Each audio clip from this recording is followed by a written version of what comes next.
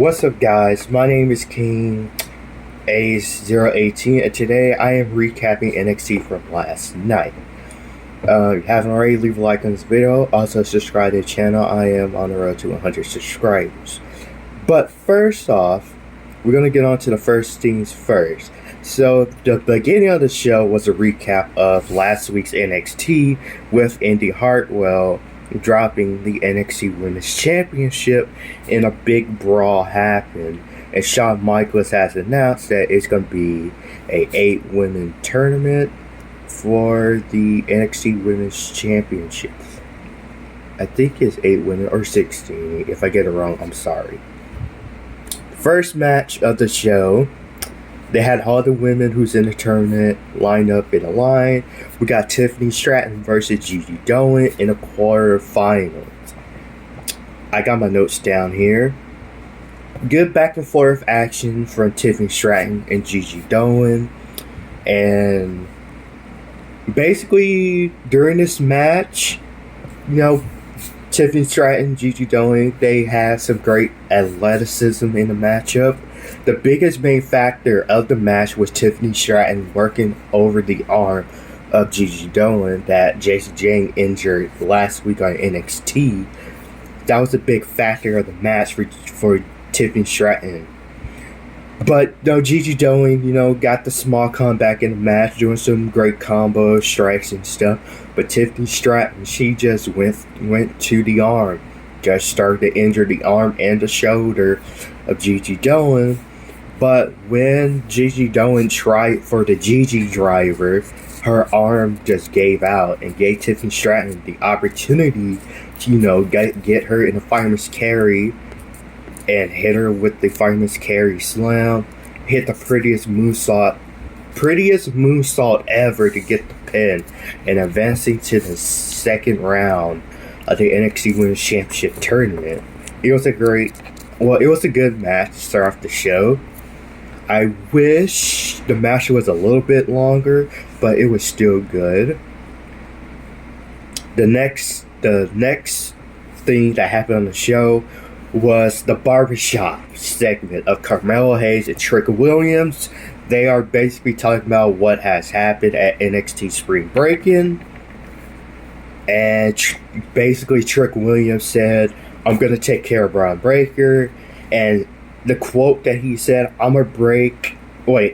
his quote, "I'ma beat the brakes of Braun Breaker tonight. His name finna be E-R-R. And that's the end of the segment. But also, Trick Williams said to Carmelo Hayes, "Don't be out there. I want to do this on my own to prove that I can handle or, do this on my own." Which Carmelo Hayes was hesitant, but, he agrees to it. The next match was the NXT Tag Team titles. The Dyad, aka the Grizzled Young Veterans, versus the Gallus Boys. Now, the match started off with the Dyad attacking Gallus before the opening bell, trying to get the upper hand, which it kind of worked. But the match started, we get into back and forth action, as usual in, these tag team matches.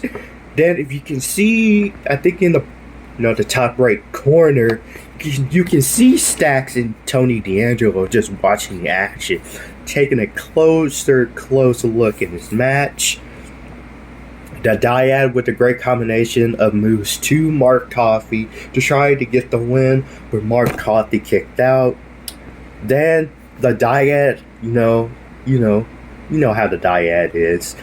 During the picture break, the Dyad, took over the match, working, Mark Coffey in the match. But then the crowd was rooting for Gallus, to get back in the match. But the Dyad, working him over until Mark Coffey, fights him off and got the hot tag to Wolfgang, doing his usual splash, his clotheslines and stuff like that. But then Wolfgang tags to Mark Coffey. They hit their tag move. Wolfgang goes for the pin. Yeah. Or wait, no, Mark Coffey goes for a pin, but then Fowler pulled Mark Coffey out of the ring to stop the pin, and then Fowler and what's his name? Fowler and Jagger Reed, I think, and then they hit their move. No, wait, I'm going too far. Okay, I think Mark Coffey, Wolfgang, they hit their double team slam. No, hold up. I think they go for a move. Ava tried to distract them, but Ivy now comes in. She takes down Ava Ring to distract Jiggery and Britt Fowler. Wolfgang Mark Coffey hit the Gallows Gate to get the win to retain the tag titles. And yeah, I'm sorry if I messed up. I should have write better notes. Next, we got the Chase U or Duke U backstage segment. The hell talked about Andre Chase is out, kayfabe out out, and she worried about the test, how she did and stuff, and Duke Hux, and then Javier Bernal came in, talked about how pathetic Chase U is, and then Duke Hudson came in, and then the hell asked what was the grade and stuff like that. She did good on it and stuff. And Bernal was just like digging into Duke Hudson and stuff like that. Trying to put distinction into him, trying to expose him and stuff like that. And then we know it sets up the match for later. Then they show a vignette of a hooded figure just watching all the NXT women get attacked in the parking lot, and then so Roka got attacked and some hallway stuff. And I've been seeing on Twitter and stuff, people think it's Belair Davenport doing all these attacks and stuff like that, which it could be her, it could make sense. But we'll have to see, because we haven't seen her in a while and stuff. So, it's going to be interesting. Then we got Bernal, or I think it's I'm going to butcher his first name, but I'm just going to say his last name. So, Bernal versus Duke Hudson. Their match started off with Bernal, trying, doing stuff in the ring, trying to figure out how to attack Duke Hudson, but he went outside of the ring. Duke Hudson was running, trying to get Bernal, and then Bernal started attacking him, just stomping him, trying to get the office in on Duke Hudson. Duke Hudson starting to get back into it, but Bernal just he just stopped him for getting any offense into the matchup by taking him out and stuff like that. He just took over. Then Duke Hudson starting to fire it up. The crowd doing Duke, pumping him up. He hit with the big comeback, double axe handle, a big sidewalk slam to Bernal, mountain of punches to Bernal, and then do you and stuff like that. And then he does a springboard German suplex to Bernal, and then Duke Hudson, he picks up Bernal, got him up, rest in peace to Scott Hall. He hits the Razor's Edge 1, 2, 3, and Duke Hudson get the win for Chase U University. Good match. Oh yeah, I forgot to say, the tag team title match, it was a good match too as well. Then we get backstage segment. It's Von Wagner and Mr. Stone, aka Robert Stone. They are talking about get to know each other. He wanted to know stuff about Von Wagner and stuff like that. So he was going through his favorite fast food, like hamburger, bacon burger, what's his favorite, ice cream, and stuff like that. Then we got some guy who's like some type of lawyer character, just like joking and eavesdropping and stuff like that. Von Wagner, so like Mr. Stone showed him his baby picture, and Von Wagner said, "I'm not going to answer that. Why you still have that? I'm not going to answer that." Then this lawyer dude was making fun of him, calling him, making fun of him. Von Wagner just grabbed him by his shirt and just ramming him to like the crates in the back and stuff. And the girl just ran off and saying he's a jerk and stuff like that. And Von Wagner said, "Oh, I like pistachios." I think he says that. But then the segment ends with Robert Stone trying to get answers out of Von Wagner to figure out, what this picture is and stuff. And then we got a backstage segment again in the show of Gallus, backstage, celebrating and stuff. Then we got Diamond Mine of Ivy Nile. They're trying to calm her down, trying to say trying to ask her why did she did what she did, to Ava. And so, they went back and forth talking about, they want a tag team title shot and stuff like that. Gallus just brushed it off and just walk off and stuff like that. And then they, the Creed brothers try to hype up Ivy Nile and be like, "We want those tag team titles and no one's going to stop us from taking them." Then, the commercial break. Before the commercial break, we had Eddie Thorne doing his entrance before he faced David Kemp. Then came back for a commercial. We got Eddie Thorne versus David Kemp. We got the elbow tie up, technical wrestling, between David Kemp and Eddie Thorne. David Kemp was playing mind games with Eddie Thorne in the corner, doing the typical stomps like Eddie Hill wrestlers, do the stomps and punches and stuff. Eddie Thorne, he did a drop down leaf raw into a crossbody to try to get the pin. David Kemp kicked out at 2. Then Kemp turns the match around with ground and pound strikes, just like a Kyle O'Reilly type style. Kemp hit the Death Valley's driver. He almost slipped out outside the ring, but it was a good move, and Eddie Thorne kicked out at 2. Eddie Thorne did some combats with a combination to Kemp. Thorne puts Kemp into the single Boston Crab to try, tap him out. But if you can see in the match, David Kemp, he crawled to the bottom rope, but he didn't grab the bottom rope. He grabbed the ring apron or skirt, any one of y'all want to call it that. But the referee told, Eddie Thorne, to get out of the submission hold, which he did, Thorne hit Thorne, took him down with a he took him down with the he swooped the leg. Thorne bounced off the ropes with a jumping elbow drop to get the 1, 2, 3. But David Kemp was mad because he said he cheated and stuff like that. But David, Eddie Thorne just celebrating to the crowd and stuff. We got a backstage segment.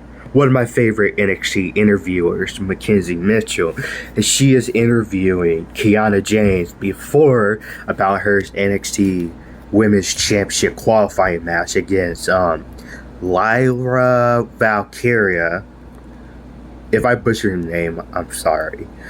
But she basically asking her, how does it feel being in a tournament, and what does she brings to the table in this tournament? She basically saying after she moved on from, Brooks and Jensen's and Fallon Henley, her sights is on the women's championship.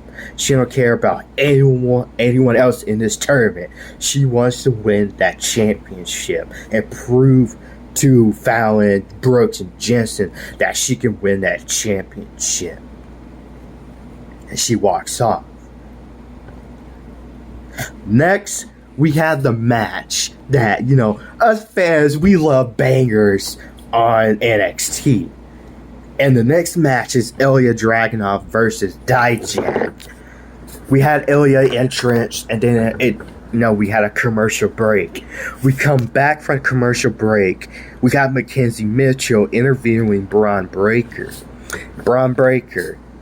Mackenzie Mitchell asks him, she asks him about his character change, his mood change. And Breaker says, I don't care what the NXT fan thinks. If anyone has a problem with my attitude, you can walk out that door. I didn't ask for this interview. You did. And then Breaker just told the cameraman to come here and stuff. He said, Carmelo Hayes, I'm going to take that NXT championship. And what I'm about to do to Trick Williams, I'm going to put him in the same hospital that you are in. I'm going to put him in a hospital bed. And he's going to take that NXT championship at I guess you could say NXT TakeOver Battlegrounds. And then we get to Ilya Dragunov versus Dijak. We got Dijak's entrance. He takes his jacket off. The referee rings the bell. Ilya Dragunov first starts off the match. Big jumping knee strike to stun the big man Dijak. Then we have multiple chop strikes from Ilya Dragunov to Dijak's chest. But Dijak throws Ilya to the corner. Big chop to the chest. And he did another one. But Ilya Dragunov, chop after chop after chop after chop. Multiple chops to Dijak's chest. It's very, very red.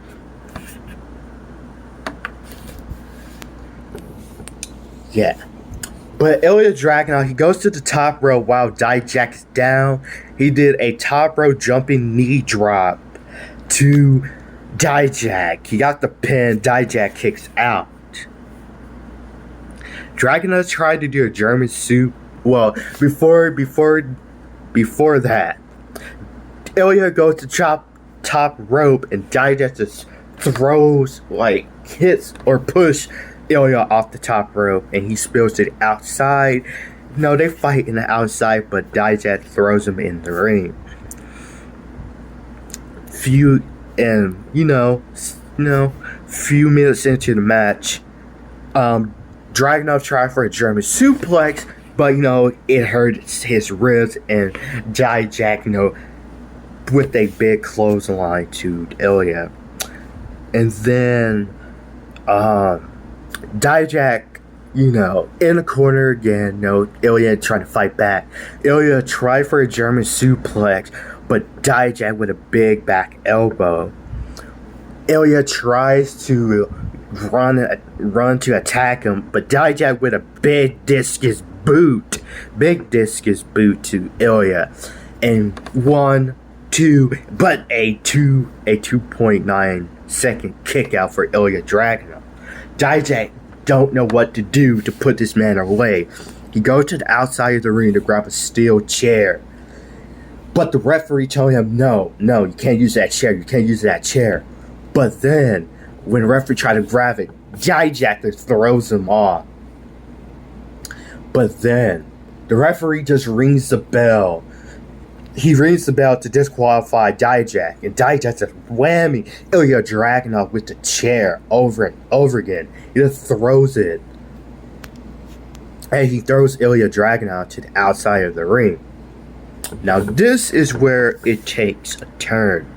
Because Dijak, I think he does a chokeslam onto the apron. And then he got the steel steps. He put it on the sideways of the steel steps. And he just throws Ilya Dragunov. He grabs the steel steps and he just, bam! He just sits it under Ilya Dragunov. So that way he can stand onto the steel step, take the oxygen out of Dragunov, hurt his ribs some more.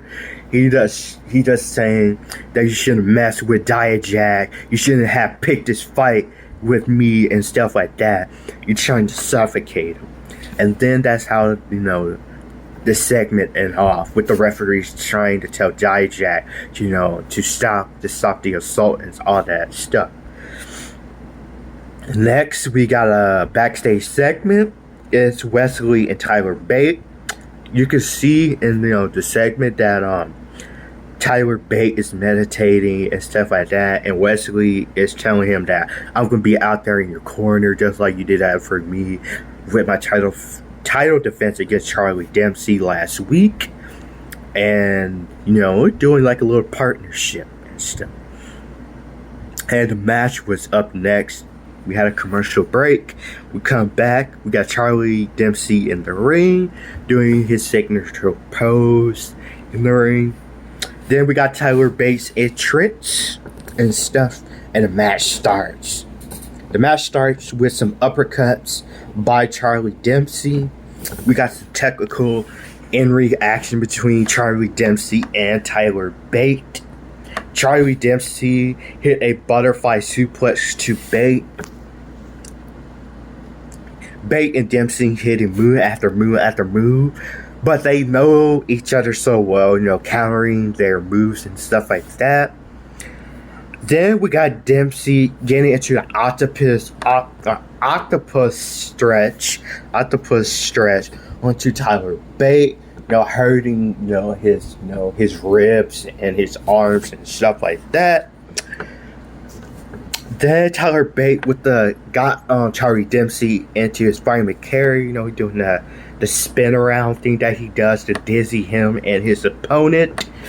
After that point, we see, if you can see to the entranceway, we can see Joe Gacy, walking out from the entranceway.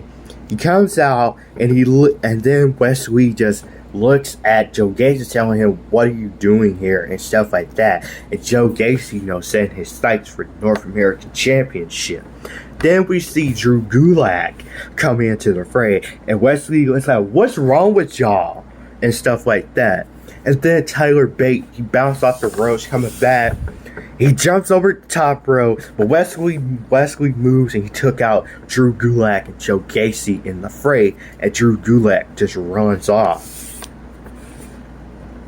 Then Tyler Bate rolls into the ring,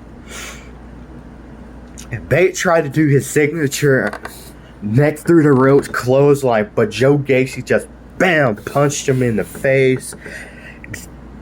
Well, first Drew Gulak distract the ref, signature clothesline. Joe Gacy punched him in the face. That gives enough distraction for Dempsey to get the upper hand, to hit the full Nelson suplex or the dragon suplex, get the 1, 2, 3 in the match. Joe Gacy just smiles at Wesley and Tyler Bate about the stuff that he did, and he sent his sights for the North American Championship and stuff. But for the backstage exclusive after the show, basically Joe Gacy told the backstage interviewer that he was out there to tell Wesley that Tyler Bate is not his friend. If you've seen last week, that Tyler Bate was celebrating with Wesley, but he was looking at the North American Championship. So, but we'll see what happens. I feel like we're gonna get Tyler Bate versus Joe Gacy maybe next week, or maybe NXT Battlegrounds, maybe a Fatal 5-Way again, or a Fatal 4-Way, Jim Dempsey, Bate, Gacy, and then Wesley, but or Drew Gulak if they do a Fatal 5-Way. We have backstage segment. We got Dragon Lee backstage interview with Mackenzie Mitchell. She's basically saying what's his thoughts about losing in his final match against JD McDonough, and then how Noam Dar cost him. Dragon Lee about to give his answer, but the TV screen in the back, it had Noam Dar. It basically Noam Dar, was laughing at Dragon Lee, how he lost and stuff like that, and asked him to join him on the Supernova show next week on NXT. Dragon Lee accepts. Then we have our next match. And next match is Brooks and Jensen versus Hank Walker and Tank. I don't know how to pronounce his last name. But commercial break, we come back. It started off with a brawl outside and some area of offense in the ring from Brooks and Jensen. And then Vic Joseph said that Hank Walker and Tank got they bonded friendship over meatloaf and stuff. That's okay, I guess. Walker taking a quick tag out action, putting a hurt on Brooks and Jensen in the match, which it switched around to Brooks and Jensen doing quick tag out action, doing hip moves and stuff like that. During the match, doing a tag team move. I think Brooks hit him with a big boot that, Tank had one of his front tooth, got kicked out, and he just spits it out. He put it in his singlet and stuff. He tried to finish off the match. Brooks Brooks tags in Jensen. Oh my god, I'm struggling. They hit the tag finisher. They got him up for like some. So I think Brooks lifts up Tank. Jensen bounced off the ropes with a diving clothesline, and they get the 1, 2, 3. Great sportsmanship to end the tag match for that. Next up, we got Nathan Fraser, the hard-hitting truths. He basically does the recap of the WWE draft, and he talked about how 17 of NXT bright up-and-comer superstars going to Raw and SmackDown and stuff like that. Talk about how all those superstars are from around the world, came from different places around the globe and stuff, and he basically talked about Noam Dar getting embarrassed by Dragon Lee and stuff like that, talking about he has the Heritage Cup, and basically he say that sooner rather than later someone's going to take that Heritage Cup from you. Basically say that Noam Dar is like carrying it like if it's like his baby and stuff, and basically making Fraser setting his sights for the Heritage Cup, like he wants the Heritage Cup, and he's setting his sights on it. And then he went seriously saying, see you, that's the end of the show. I'll see you guys next week or see you guys later. And basically saying, Noam Dar's show is like next week. Confirming it's next week. Then we got Kiana James versus Lyra Valkyria qualifying match. And basically for this match, Valkyria tried to get the quick roll-up pin on Kiana James. But Kiana James, got back in it, start doing the attack. She just taunting Valkyria and stuff like that. Valkyria and Kiana James doing back and forth pins on each other. Valkyria tried to do the Hurricane Rana, but got caught 2 occasions. But the second occasion, she got caught. Oh, sorry about that. She got caught into a wheelbarrow. To the ropes and got caught between her throat and stuff like that. James go for the quick pin, but Valkyria kicks out. During the picture break, Kiana James took control. Going to ground and pound. Try to do quick pin during the picture break and stuff like that. During the match, Kiana James hit like her move, but the referee was out of position, like Booker T said. She get and then Valkyria kicked out. Kiana James did her signature, bat flip elbow, into the corner. Valkyria moves out of the way. Back and forth action. James spilled to the outside. Valkyria hit a big dive over the ropes or through the ropes and stuff. Kiana James rose through. Kiana James hit like a boot to the stomach, and then Valkyria's trying to fight back. She bounced off the ropes, coming back. She's looking for her Corona again, but Kiana James, she fights out of it and hit a huge power bomb to Valkyria. Gets the 2 count. Kiana James picks her up. She's looking for her finisher, the modified flatliner. Valkyria fights out of it. She bounced off the rope. Spinning kick to the face to Kiana James to get the win. And she advanced to the next round of the NXT Women's Championship Tournament. Next on the show, we have Gallus celebrating in their pub or in their bar. Stacks and D'Angelo, came in, trying to do a chat with, Gallus.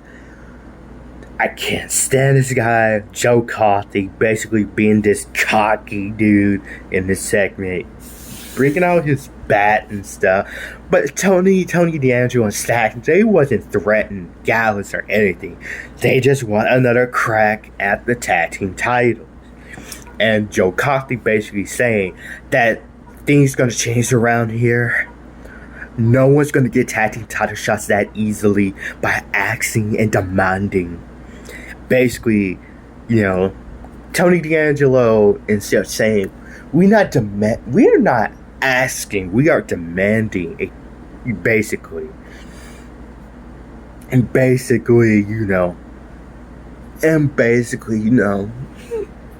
threatened. They got threatened. Basically, the family, wanted to fight, but then, the other people in the back just came up behind them and stuff. And Stacks told them, nah, we are outnumbered. We don't need to deal with this. So let's just leave. And they left. So I think maybe at NXT Battleground we get Gallus versus the family for the NXT Tag Team titles. Shawn Michaels should do that. Then we have the main event, Trick Williams versus Braun Breaker. Trick Williams hit his entrance, and everyone was chanting, "Whoop that trick, whoop that trick, whoop that trick," and stuff. Come back from commercial.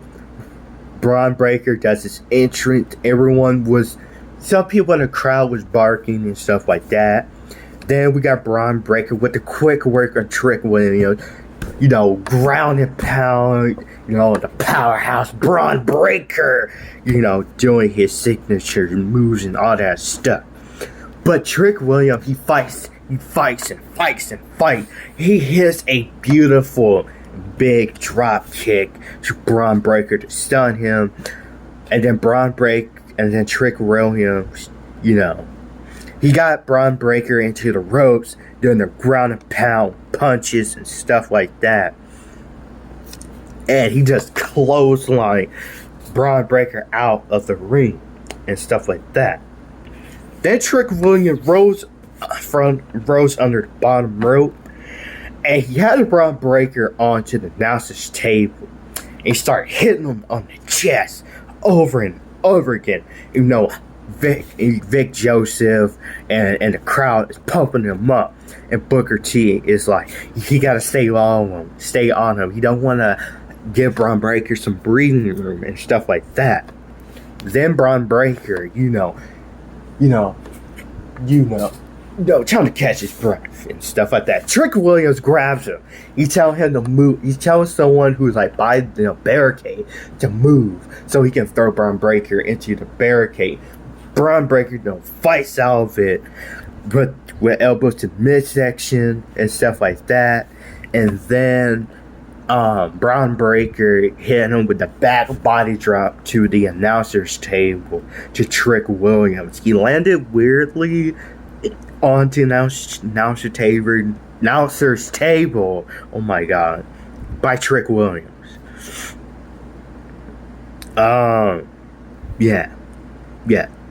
And then we get back into the ring. Braun Breaker, took control into the match, showboating to the crowd, doing some push-ups and stuff like that. Rallying up the crowd, saying that he can do this all day and stuff. Trick Williams, he dodges Braun Breaker's clothesline into a beautiful swinging neck breaker, but he doesn't go for the pin. He grabs Braun Breaker by the arm. He does a cartwheel into a rock bottom or like a Uranagi slam. He goes for the pin, but Braun Breaker kicks out. But then Trick Williams, he's trying. The crowd's pumping him up. Booker T said, "Stay on him. Don't let him, get any breathing room and stuff." So, Braun Breaker, he caught Trick Williams. He got him up into a military press, and he got him into the slam, his signature move. Braun Breaker, he goes into the corner. He's looking for his finishing move, the Goldberg type spear. So he runs. He goes for the spear, but Trick Williams kicks him, and he counters it and stuff. Trick Williams, he looking for his signature trick kick. The trick kick. He spins. He's looking for the trick kick and a big spear by Braun Breaker. Braun Breaker takes off one singlet. He takes off the other singlet like Kurt Angle or Big E and stuff like that. He goes for the Steiner recliner by Trick Williams. Trick Williams was saying, "No, I'm not going to tap out. I'm not going to tap out." But Braun Breaker, he pulls up the pressure, and Trick Williams, he taps out. And Braun Breaker lets go. The crowd is booing and booing and booing and booing. And then, he goes for the Steiner recliner. And then we hear Carmelo Hayes' music. But before I skipped a segment. They went to Carmelo Hayes' reaction on Twitter about reacted to what Braun Breaker said, and Carmelo Hayes that I'm gonna go to NXT. I need to go help my boy out. And the barber, he said that Trick Williams told you, he didn't need your help. Don't be out there. He said, "It's my boy and I gotta help him." Back to the end segment. Carmelo Hayes came out for the save. He tried to do the punches and stuff. Carmelo Hayes, he does the clothesline for Braun Breaker. He tried to hit his springboard clothesline, but Braun Breaker with a big spear to Carmelo Hayes. And me, I was like, why try to do springboards? And he knows he's gonna get caught, because if you've seen NXT Spring Breakin', he tried to do a springboard, and Grayson Waller hit the Rolling Stunner and caught Carmelo Hayes. And basically, Braun Breaker tells Carmelo Hayes that at NXT Battlegrounds, I'm going to beat you and take back my NXT Championship, and I'm gonna embarrass you in front of your family at NXT Battleground. He takes the NXT Championship and he just celebrates with it, and that ends the show. And that's the NXT review. Overall, the show was solid. I really like it. This is my first time doing this type of content. My first review and stuff. It's not the best. I was struggling, because I'm shy by doing this stuff. But if you haven't already, leave a like on this video. Also subscribe to the channel. I am on the road to 100 subscribers. My name is King Ace 018 or Jordan. You call me Jordan or something like that. I'll see you in the next video. Bye, guys.